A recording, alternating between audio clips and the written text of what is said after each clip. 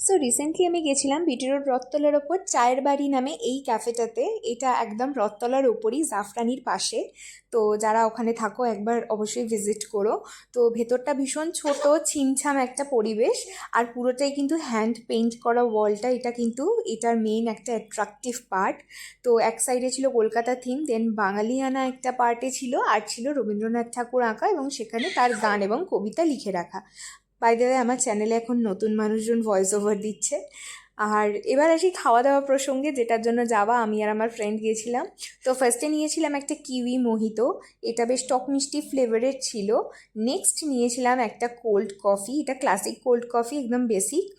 তো এইটার জন্যই মেনলি যাওয়া, কারণ আমি ভীষণ তখন কয়েকদিন কোল্ড কফি ক্রেভ করছিলাম। Because from delivery to after delivery আমি বহুদিন কফি খাইনি।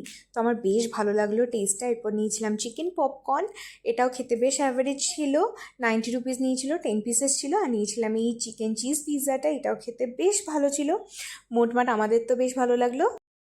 তোমরাও যাও আর ক্যাফেটা ভিজিট করো, ট্রাই করো, আর চ্যানেলটা অবশ্যই সাবস্ক্রাইব